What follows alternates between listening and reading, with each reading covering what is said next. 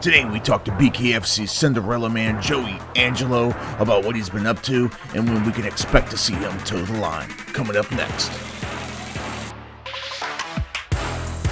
Dude, it's been a minute, man, since we've seen you in bare knuckle action. I guess right off the bat, do me a favor, tell people what you've been up to, man. I've been slaving away in the gym, training nonstop. It's nonstop training. I've been bothering Dave Feldman for a fight, and that's pretty much been it. What weight class are you trying to fight at now, man? 185, 175? Dude, I won't go I won't go beneath 85, but okay, 95, 205, heavyweight. Yeah. I walk right now. I don't know if you see it. I'm 215 pounds right now. Wow. This is what I walk around at. Yeah. I mean, you look pretty lean at 215 already. Yeah, so it's not a struggle for me to cut to 215, but this is me eating, like having an occasional beer. Okay. Like last night we had a family dinner. We had like tres leches cake, which is a Hispanic type cake. So, oh yeah. But when I have a fight day, I'm like, dude, I have all my meal prep, so I still eat all my I literally eat the same thing every day. I just had egg whites before I got on. I have egg whites and coffee, and then I have chicken breast, spinach, and asparagus. Every meal, every day at the same exact time. Really? Yeah, until I step into that ring. I tried, man. I tried to do like a meal prep thing, and especially like years ago, I used to, like egg whites and chicken and tuna fish and that stuff gets. I was trying to talk to somebody before about it, man, and my biggest thing was, I do the low carb thing, keep it to like 30, 40 carbs a day, and by like the 7th or 8th day, I was like flatlining, like my energy levels were, and maybe I'm doing it wrong. Maybe I don't know, man. I don't know what it is. I kind of do a similar thing. I do my oats in the morning, Yep. but I do depletion. So I'll do like 2 days where I'll have oats and then I'll snack on, and then I'll do 4 or 5 days no starches at all, and all my carbohydrates come from veggies like cauliflower, broccoli, filling veggies. Dude, I'll eat 3 or 4 cucumbers a day. It's at this point, I'm 31. I'm in my prime. I haven't even like all this stuff. The fact that I'm eating for function and for recovery and not for taste, it's the easiest thing for me. That's most people's issue. It's the easiest thing for me. I cut out alcohol, which I don't drink that much as is, but any type of alcohol, I just cut everything out. Once Feldman gives me a fight date, I'm 100% dedicated. I'm not that fighter that's in Yoel Romero shape all year round. I do have, a family and I have kids. I go out a lot and hang out with them. So, I was gonna say, I don't think a lot of people are in Yoel Romero's shape. He's kind of a freak of nature. He is, yeah. I'm always in cardiovascular shape. I'll give you that. I could be physically, I could look like shit, but I'll go run a 7-minute mile. Right. I do a 5K every single day. More for therapeutic. Like, hey, the kids are driving me nuts. Like, I'm like, babe, I'm going to run type stuff. But Right. but dude, I told these guys I want to fight anyone. Just give me ample amount of time. Like, and everyone gives me shit. Oh, a real champion stays ready, doesn't have to get ready. That's all bullshit logic. Like, you can't spar every week with no fight coming up. Like, this is the little stuff I need to get ready for.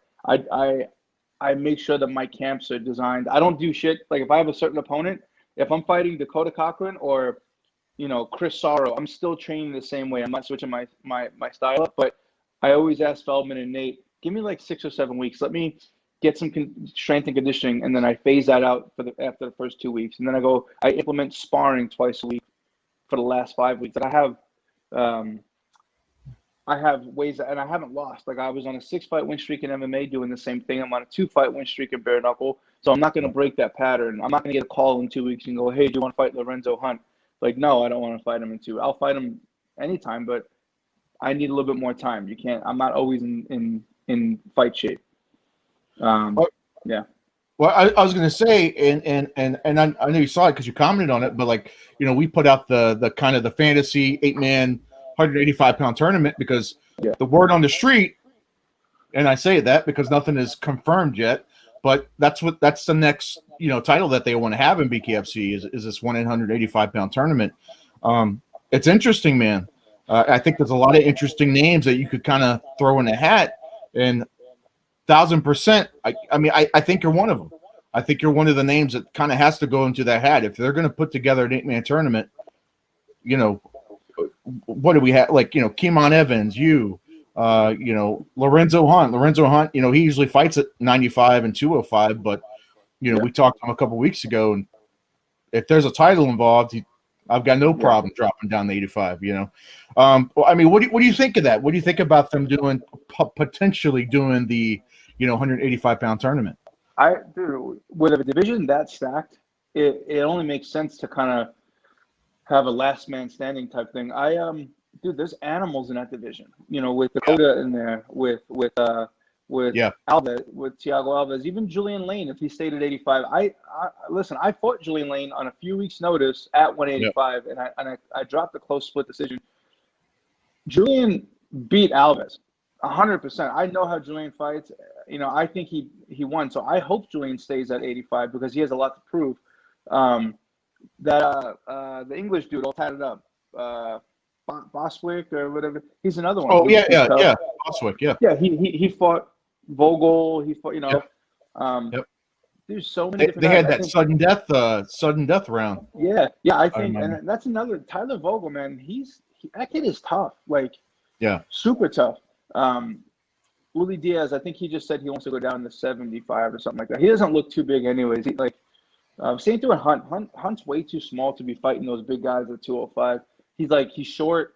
I think he would do great at 85. So with the division that stacked, it only makes sense to to make it exciting. And I think they should dedicate. I know Super Bowl weekend's a big card, but I think they should dedicate a whole card to just that tournament. Like, don't spread it out. Like, I don't want to fight the first qualifying round February 5th, and then I don't get another title shot till June. I think Feldman and Shook should go, fuck it. We should just do, I got 2 dates, was February 5th and potentially March 12th. Make that March 12th card all just nothing but middleweights. Or like old school UFC tournament style. I wouldn't say fight more than one in one night, but I would say make the whole card all the middleweights, and then maybe 8 weeks after that have the what I mean. So what is it? It's a single man tournament. So if we all fought on March 12th, I think we would. How many more times we'd have to fight 2 more times? You can potentially do that whole tournament within 12 weeks if everyone stays healthy, and have alternates on the side, in case someone breaks a hand. It's the most exciting division, I think, in that sport, because all the other guys, I feel like, in the division got locked up. The heavyweight division is fun, with Josh Burns and Joey and Shoemaker. Yeah. But I think what would be considered, like cruiserweight or something like that? I keep saying middleweight because it's an MMA thing. To be honest, there was I had everything listed, and they ended up kind of dropping the names down. They just kind of call it the 185-pound division. Yeah. Because it was a little confusing, because I think they were trying to go halfway into boxing division names. So it was I think 205, is cruiserweight, and 135 is lightweight versus 155 is lightweight in MMA. So I think it was kind of confusing, because I think I think more than half of the fan base for bare knuckle is probably MMA.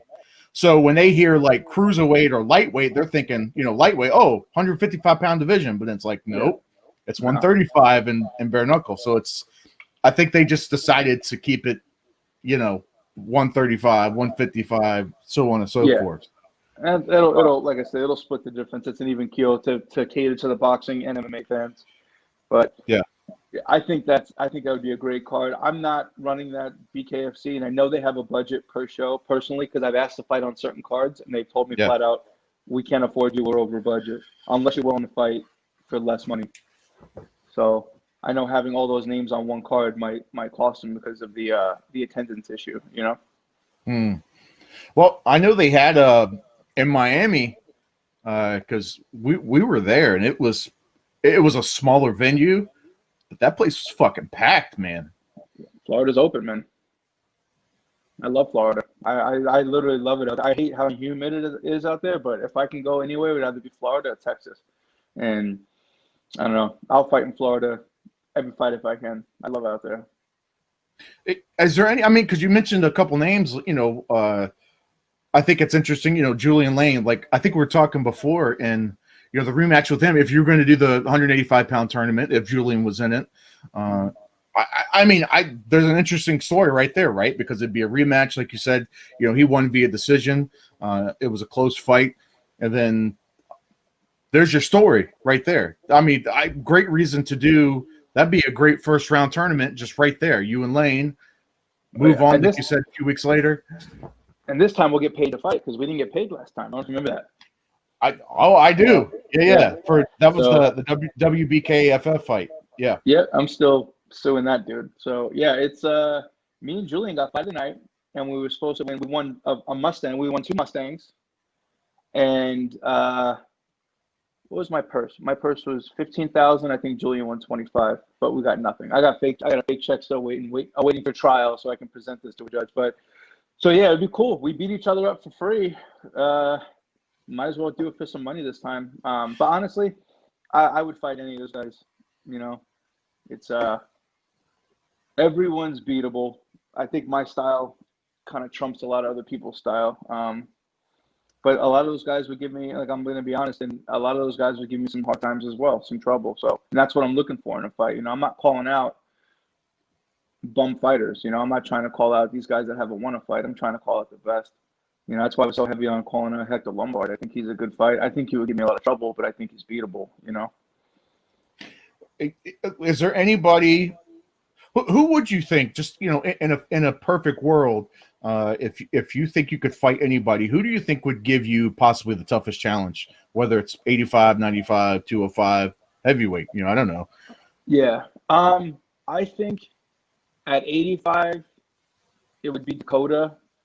At 95, it would be I believe it would be Hunt because he hits like a truck and he comes forward and he wants to. Dude, when he fights, you would think that his opponent stole some money from him. Like that's right. Dude, he's your typical like Clubber Lang fighter.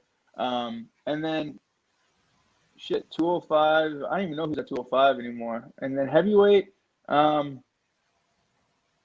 He's beatable. He's tough. I mean, we're all tough, but Beltran, Josh Burns, and not many people know. Me and Josh Burns came up together. Josh, I love that kid, man. We were texting all the way up until the fight night, and I told him, don't get out of character. Let Chris talk his shit, but do me a favor. See if he can swim in some deep waters because he's not going to have floaties on when it came to you. Basically saying he wasn't given an easy opponent this fight.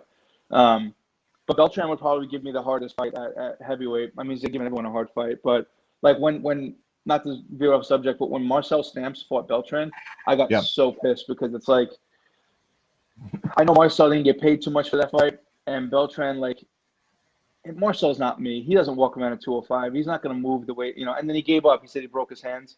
Listen, you fight. If you have I broke my hand against Julian Lane. I got all stitched up. Like, we beat each other up. I still continued. And those fights, I think if I'm not mistaken, when me and Julian Lane fought, I think it was 3-minute rounds. I don't know if it was 2-minute rounds. I think they were 3 in WBKFF. Same thing with BYB, that backyard brawl place. I fought for them, the little Trigon. Yep. They were 3-minute rounds. My fight only lasted like 40 seconds, but these guys, a lot of guys are given easy opponents. And, dude, I'm just sitting here. I tell these guys, there's no one on your roster, Dave, that would fight 85, 95, 205, or heavyweight. Like, I'm not a crazy big dude. I'm 6 foot tall, and I walk around at 215. But I'm always in cardiovascular shape. I'm not going to figure out how to throw a punch. But he knows that if we take a short notice fight like that against a big name that, I'm going to ask for more money. He doesn't want to do that. So he's finding people that will fight cheaper, I've always said, and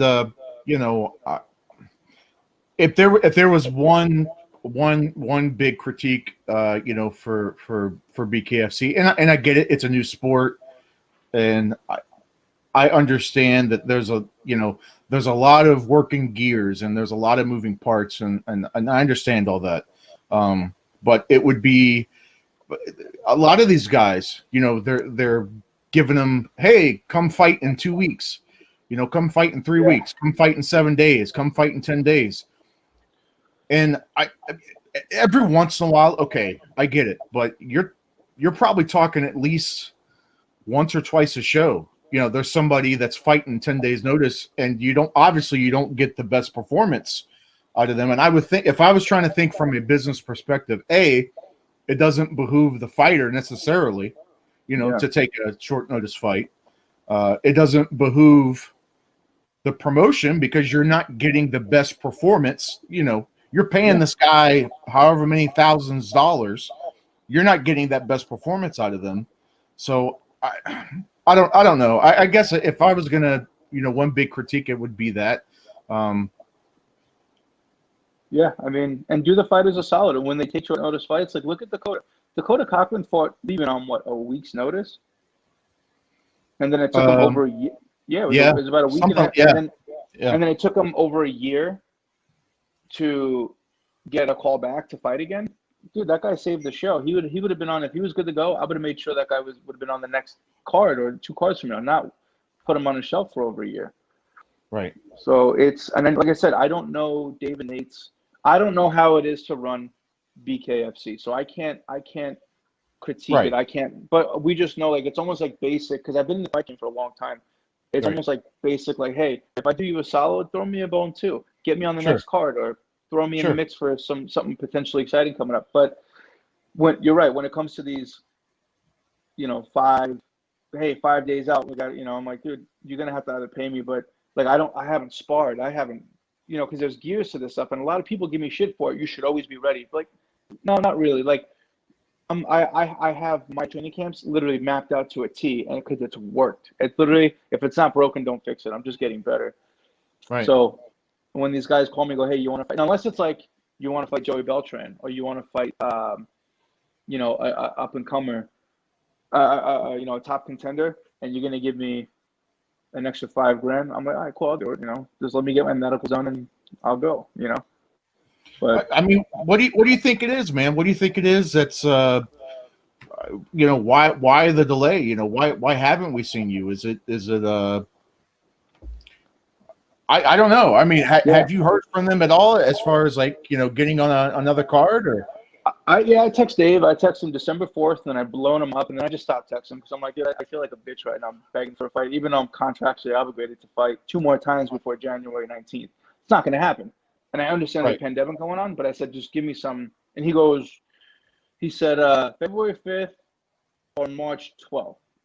And I said, okay, I appreciate, and I say the same thing. Thank you for the response. Have an amazing weekend. Because I usually text him when I have downtime, like on a Friday night or something. Like, and I know it's 3 hours ahead. He's always traveling, but I just said, dude, just give me 6 or 7 weeks. So right now we're 6 weeks out from February 5th, and that means I would cut 5 pounds a week, and I would make that weight. I would make 185 easily. It's just, and for everyone like watching this later, remember, I don't eat like shit. I don't eat junk food. I don't eat, like, I walk around at 215 because I eat a few chicken breasts at a time, right? I overload on asparagus, and I drink 2 gallons of water a day. Like, I'm not an out of shape 215.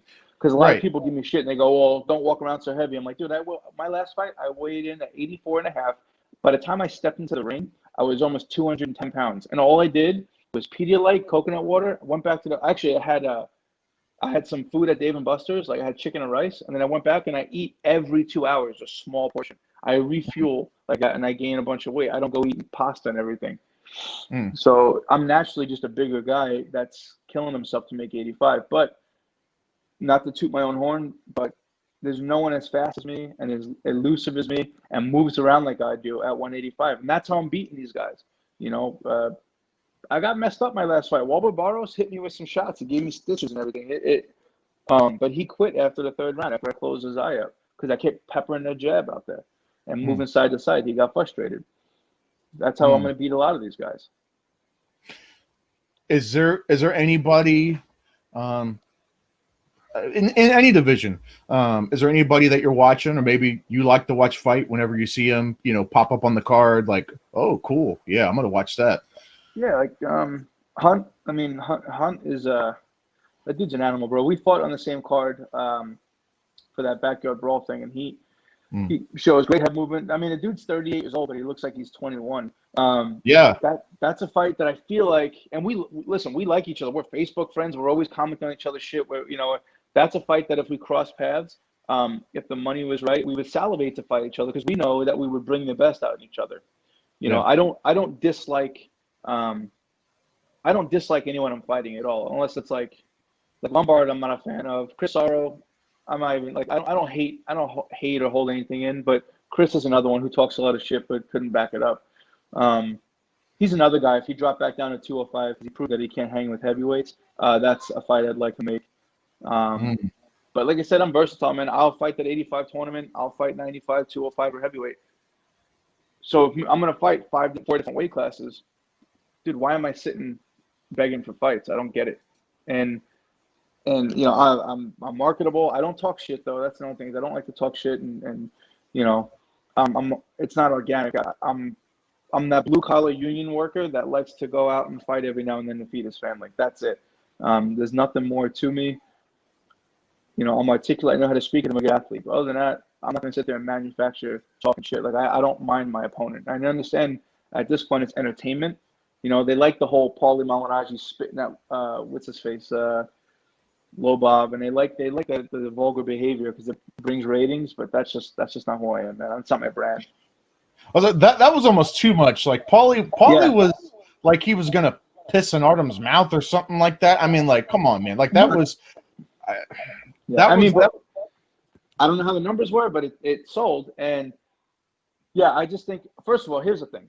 If I'm at weigh-ins and someone spits in my face, I don't give a fuck. I'm going to jail. I'm assaulted. I'm doing whatever I can. My own team can be holding me back, and I'm biting. I'm going at this guy. It's a street fight now. No one spits in my face. That shouldn't have been allowed. But like I said, that's the stuff that they need to. And I know it was an earlier show. It was like BKFC, like 6 or something like that. So they wanted the rankings, they wanted the ratings. But maybe I'm not getting on a card because I don't talk a lot of shit. I don't do all that thing. I'm just very confident in my abilities to beat anyone on that roster at any weight class. I tried talking shit to Hector Lombard. I put that man on blast. I embarrassed him. I FaceTimed him. I got his number. I did everything I can to get him fight me. And it never happened. So I'm like, all right, well, because that's what Dave said. Talk shit. You need a mouthpiece. Blah, blah, blah. So, all right, cool. I'm going to ruin this guy. And, yeah, it didn't happen. So I'm like, all right, well, I'm going to go back to being me.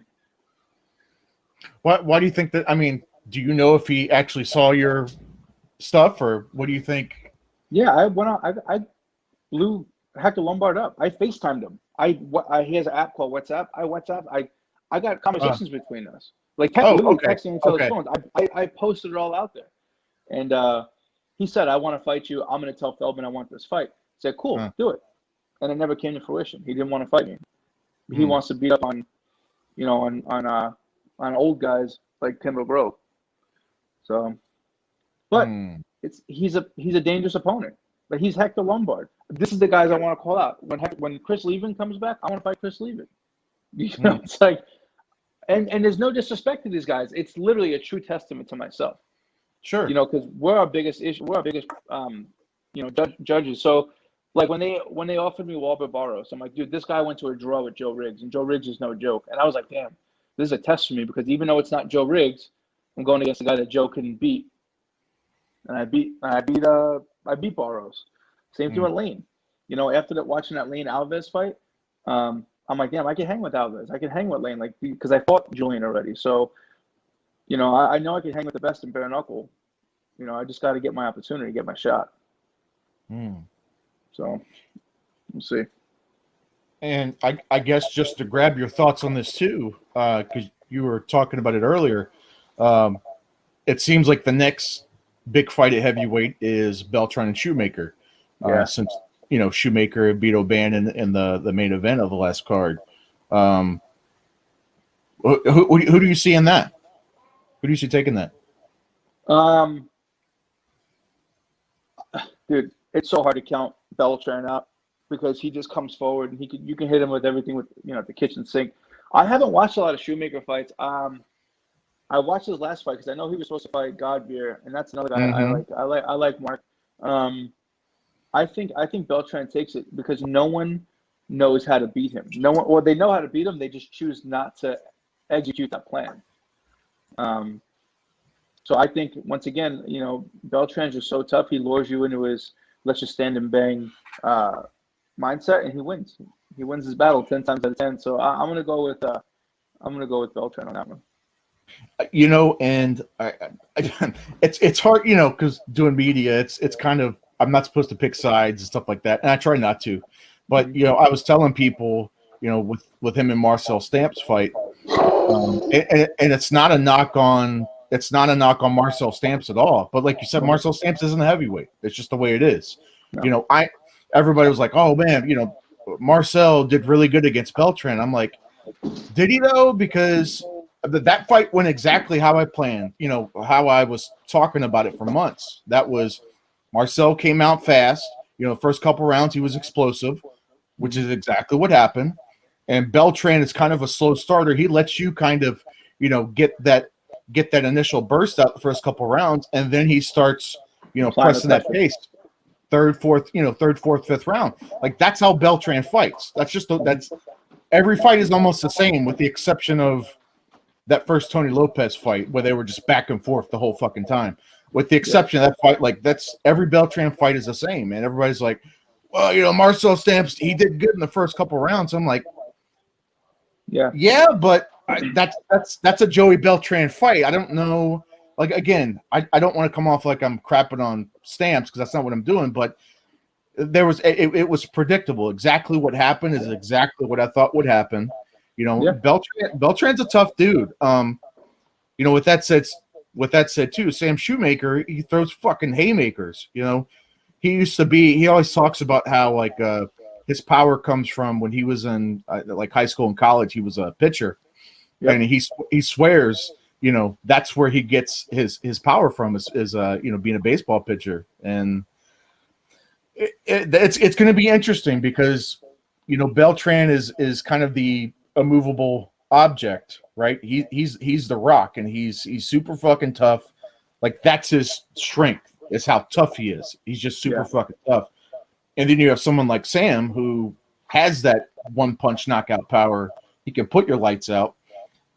So I don't know. I mean, I don't think Beltran. I'm sorry, I don't think Beltran's going to get knocked out. I don't think he's going to even be in trouble in that fight. I like Shoemaker. I like Sam. Like I said, watch him at the last one, but I feel like Beltran's just going to fold him like origami with that pressure. Not many people are used to his pressure. And Beltran, I have him on Instagram, off on Facebook. He conditions. He is taking this shit serious. Like I love it because he was kind of counted out of the UFC, and I'm like, dude, I was talking to my manager, like, look at him. He's med ball slams and battle ropes and all that shit. Like, he's trying to like separate himself away from that pack, and that's why he's winning. And I feel like his next fight, dude. I feel like his next fight is because I see the way he's putting that work in. I think his next fight's going to surprise a lot of people. He's one of those guys too, right? Whereas like, Beltran's not walking around with a six pack, but when it comes to fight shape, that dude is in crazy fucking fight shape. He could probably go, 10 rounds, 12 rounds if he really wanted to, because he's always putting in that work. Like you said, you're always seeing him on Instagram and Facebook and whatever, and, just kind of putting in that constant work. So, no, I definitely agree with you on that. 100%, man. It pays dividends, man. Look at Daniel Cormier. He wasn't exactly a physical specimen, but his cardio is disgusting. So and a lot of people tend to like, oh, he has a six pack, so he must be in great shape. That shit's nothing. That means nothing at all. But yeah, Joey Beltran's a tough dude, and he's gonna win that next. I don't see anyone derailing him, anytime soon because no one has the movement. Like I was really wondering. All right, let me see if Marcel Stamps would move laterally. That's how you beat Joey Beltran. You bull and matador him. You like if you watch my fight against Barros, my punches didn't have a lot of sting on him. I wound up closing his face up because I was never setting my feet. Barros abandoned all shit and he just kept throwing straight rights and straight rights and straight rights because he got frustrated. That's how you beat Beltran. You beat the bull by getting out of the way. You Lomachenko him. So not a lot of guys at that weight class have the stamina to hop around like Frankie Edgar for 10 minutes, and you know, and not a lot of guys have that nonstop. Remember, I always, every time I move, I sit there and I put a jab. I'm never moving without punching, and not a lot of heavyweights have that skill set. So that's why I was kind of interested about how Marcel Stamps was going to come out. And from what I believe, I think he's a bigger guy. I think he's like 6'2", 6'3", maybe. Like he's not a small dude. So I was hoping he was going to establish that range. Yeah, I mean he's about 6'2". He's tall, like he's in great shape. Don't get me wrong, like he's jacked, but he's not like super wide. I mean, like he's tall, but lanky. Like he's definitely not a heavyweight. I mean, 195. 185. I think he would probably do great at 185. Which he did. I mean, he fought at 185. So yeah, he might just be sucked up, and most people don't like making that weight. So me, I go through the trenches. I know I'm the best at 85, so that's why I do. I kill myself to make 85, and I do it over the course of 8 weeks. You'll never see me in a sauna suit the day of weigh-ins. I wake up the day of weigh-ins at 87, maybe 88, and I just take a hot bath. You know, I do. Everyone's like, I don't know how you do that. Like, that's crazy how you just cut weight over 8 weeks. I'm like, well, yeah, because that's how my body gets acclimated. Because these guys cutting 10, 15 pounds a day of weigh-ins, they weigh in malnourished, and they can't even do this. They're just like, oh, okay, and then they go eat like shit right afterwards. I'm like, you guys are setting yourself up for failure. How are you gonna kill yourself? Because remember, it takes more than 24 hours for your body to recover. So how are you gonna kill yourself? Step on the scale and then go eat fucking fettuccine alfredo and chicken franchise, something you haven't eaten in the last 3 months. Right. So I cut it over the course of 7 to 8 weeks, and then I eat my chicken and rice. You know, I'm on that Vandelay Silva diet. I go back, I put salt, I eat chicken and rice, and then slowly but gradually because remember, you're dropping 15 pounds, and all of a sudden you put on 20 pounds in 24 hours. Your heart's going, what the fuck's going on? You're not going to perform the way you should. So I don't know. It's a science to it, but I'm telling you, these little things that can make someone a contender to a champion. And I have it down pat. And I'm verbal about it. Everyone's like, what's your secret? I was like, all right, well, how long you got? I'll tell you. It's not a secret. It's literally common sense when it comes to demanding the best out of yourself when it comes to fight night. So trust me, I get my ass kicked all the time in sparring. I have crazy sparring partners, and I look like complete dog shit. But when it comes, because I'm not a gym fighter, but when it comes to fight night, I always show up. So ideally, I guess just to kind of maybe like wrap things up, this tournament again. So if you get the call February 5th, March 12th, whatever it is, no questions asked, like you're good. Yeah, I'll fight anybody, and it's lean back real quick. What's up? Can you lean back, dude? You know I'm gonna have to ask for one of those shirts, right? I got you, man. keep calm, and knuckle up. That's tight. That's what I need. I appreciate that. Yeah, no, yeah, I we just came out with it. We just dropped some new merch, so I'll send you one. Fuck yeah, tight. 100%, I like dude. it, man. Yeah, dude.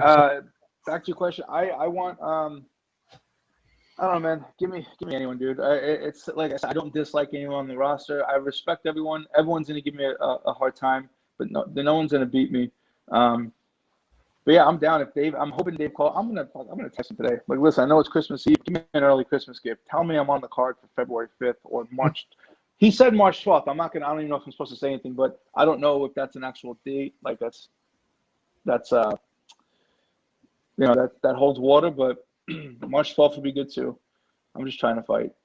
I mean, I haven't fought in 15 months. Kind of sucks. So I'm just picking fights with my wife on purpose now because of Nancy. So picking fights with a mailman. That's it, right? Yo, yeah, mailman, come here, man. Come here, bro. Right? No, man, I'm just like, I'm hitting something every day. I'm always in cardiovascular shape. I'm just, once I get a date, I call all my guys. Like today at 11:30, I'm sparring Sean Strickland at Syndicate MMA. He needs a big guy, so I'm sparring him. Yeah. I got Chris Curtis. I got, sparring partners like with Coach Dewey, you got Carlos Takam, you got Francis Ngannou. These guys are all in my camp. I don't have a shortage of guys to beat up on me. I just need to get under those lights in that squared circle and knuckle up.